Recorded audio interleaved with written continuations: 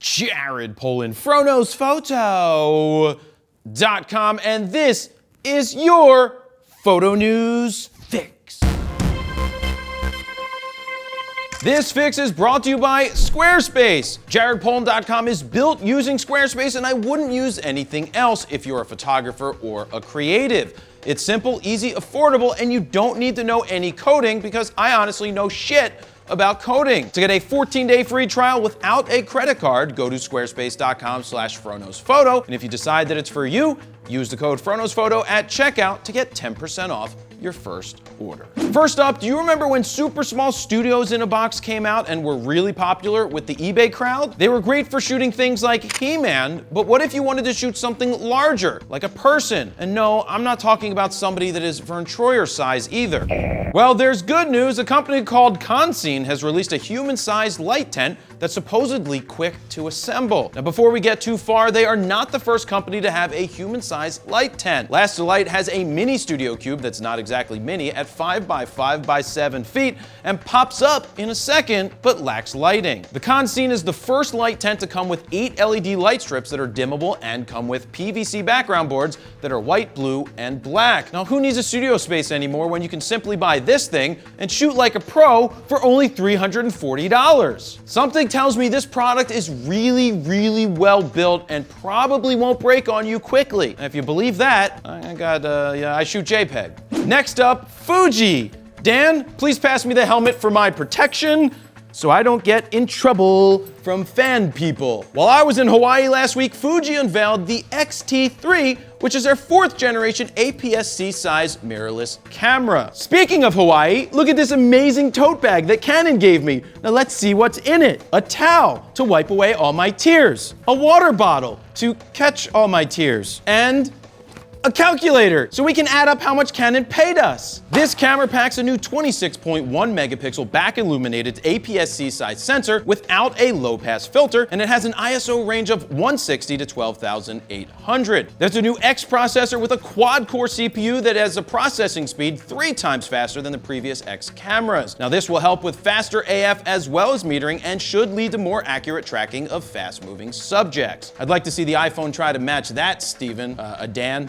Steven's away. You can shoot 11 frames per second with the mechanical shutter and get this, up to 30 frames with the electronic shutter when you add a 1.25x crop. Now what's that? Well, Canon, you give us again what? Oh right, 1 frame with the electronic shutter, because you suck. They don't actually suck, they didn't pay me to say that. They're actually backing their truck up to get their money back right now. Fuji offers 16 film simulation modes, including color chrome effects and monochrome. Now, am I the only one who thinks this is stupid? I know, stop hating on Fuji, but couldn't Fuji simply release these effects as presets for Lightroom and call it a day? Shoot raw, process later to your heart's content. It's not very hard. Continuing on with new features, the phase detection AF area now covers the entire frame, and low light focusing has been expanded by 2 stops. You will see improvements to face detect as well as IAF for photos, and you'll now be able to use these features when shooting video, something Nikon, Canon, and Sony can't do. Speaking of video, the X-T3 is the first mirrorless camera to offer 4K at 60p 420 10-bit recording internally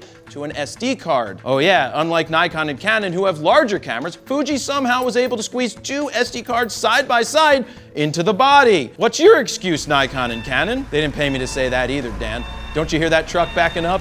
Beep, beep, they're coming to get their money. Honestly, the specs are super solid on this camera, and I can't wait to get my hands on it to do a real-world review that a lot of people will shit on. If this sounds like something for you, it will be here September 20th in black and silver for a price of $1,500 for the body only, and I think it's time to switch, but the only thing holding me back is I wish it came in black and yellow, black and yellow. And finally, who needs a real camera, or photographer for that matter, when all you need is the new iPhone XS, which I like to call the I Quit, because I'm giving up photography now that anybody can purchase one of these phones and take better pictures than me. The new iPhone can get sweet bokeh all without needing expensive cameras or lenses. Now just look at this. You can take a portrait mode photo and change the f-stop after. So if you don't like how it looks at f1.8, don't worry, you can change it later to f8. How amazing is that? Dan, it kind of sounds like the Lytro tech from a few years ago, though the Lytro tech actually sucked hard. What I find interesting is that they used actual f-stops instead of more blur or less blur to tell you whether you're getting more or less. Maybe this will lead people to a better understanding of photography, or maybe simply